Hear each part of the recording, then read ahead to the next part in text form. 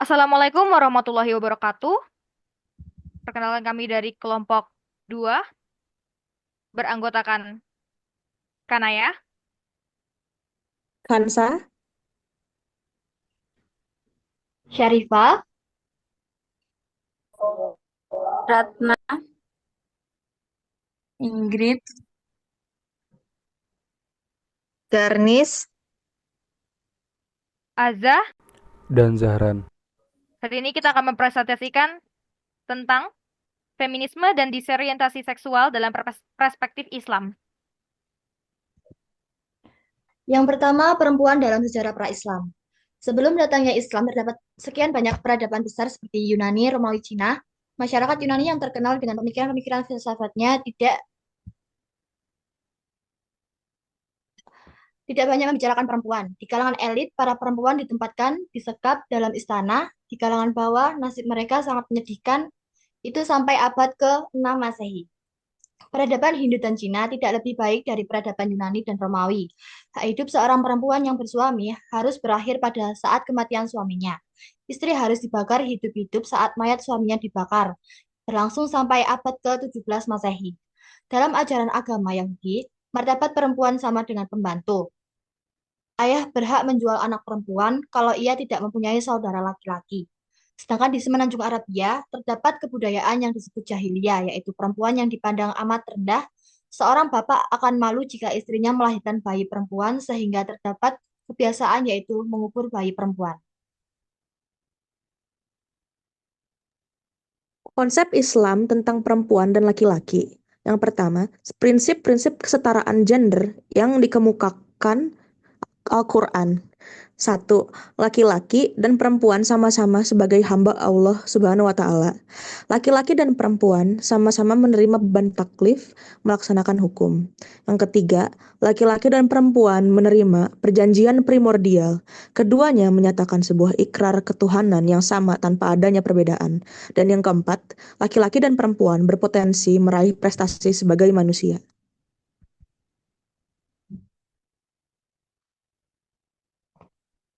Yang kedua, perbedaan perempuan dan laki-laki.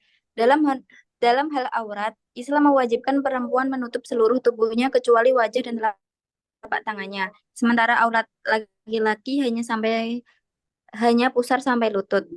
Islam juga menetapkan pembagian warisan bagi laki-laki dan perempuan, 2:1. Begitu juga dalam masalah kesaksian. Keikutsertaan perempuan dalam sholat Jumat dipandang sunnah. Demikian pula terdapat hukum yang khas perempuan seperti hukum tentang haid, masa iddah, kehamilan, penyusuan, dan sebagainya.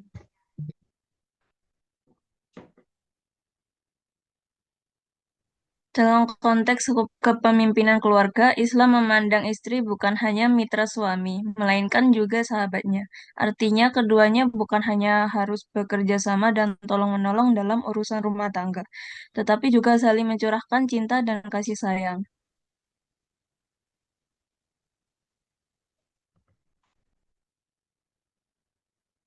3. Hak-hak perempuan. Di samping kesamaan yang dimiliki laki-laki dan perempuan, Islam juga memberikan sejumlah hak kepada perempuan. Quran Surat An-Nisa ayat 32 menunjuk kepada hak-hak perempuan. Hal ini, Quraisy Shihab menyebutkan beberapa hak yang dimiliki oleh kaum perempuan menurut Islam, yakni 1. Hak politik, 2. Hak bekerja atau profesi, 3. Hak belajar.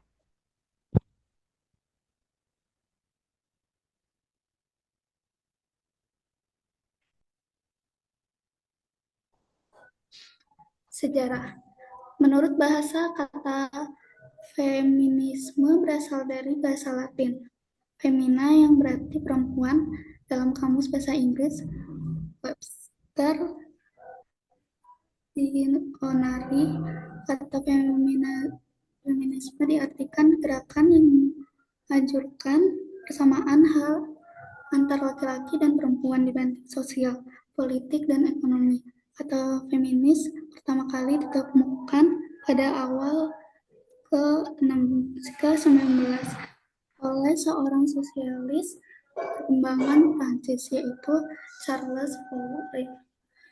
Sejarah muncul dan perkembangannya feminisme juga secara umum, yaitu gerakan feminisme gelombang pertama secara luas diketahui terjadi antara tahun 1880 dan 1920.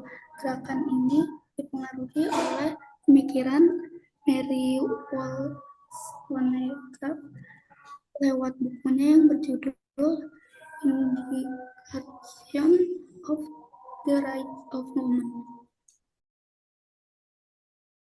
Jenis feminisme. Yang pertama ada feminisme liberal, berpendapat bahwa perempuan memiliki kebebasan sepenuhnya dan individual sama seperti laki-laki. Yang kedua ada feminisme radikal, berpusat pada aspek biologis. Yang ketiga, feminisme anarkis, memiliki pemahaman bahwa penindasan terjadi karena adanya sistem yang menindas. Yang keempat ada feminisme marxis, feminisme yang lebih berfokus pada persoalan kelas. Dan kelima ada feminisme sosialis, berjuang untuk menghapuskan sistem kepemilikan. Dan yang keenam ada feminisme postmodern, berkaitan dengan pemikiran postmodernisme yang secara garis besar menekankan pada anggapan bahwa perempuan dapat mengekspresikan dirinya sendiri tanpa terikat dengan konsep sentral marginal ataupun superior interior, karena pada dasarnya perempuan berbeda dengan laki-laki.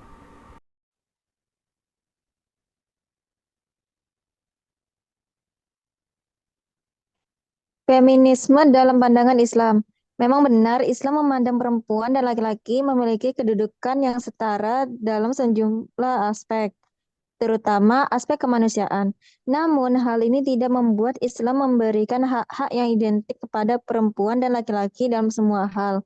Keadilan tidak harus memakna kebersamaan, bahkan harus berbeda jika kondisi dan fungsi objeknya berbeda. Disorientasi seksual LGBT dalam pandangan Islam. Dalam hukum Islam, homoseks sesama pria disebut liwat karena perbuatan tersebut pernah dilakukan oleh kaum yang durhaka pada seruan Nabi Lut alaihissalam. Kaum itu berdomisili di negeri Sodor dan karena itu dilekah dengan bangsa Barat yang beragama Kristen. Perbuatan demikian disebut sodomi. Allah memurkai tingkah laki-laki yang mempunyai sifat keperempuanan dan sebaliknya. Sebagaimana sabda Rasulullah Shallallahu Alaihi Wasallam. Rasulullah Shallallahu Alaihi Wasallam melihat laki-laki yang menyerupai wanita dan wanita yang menyerupai laki-laki.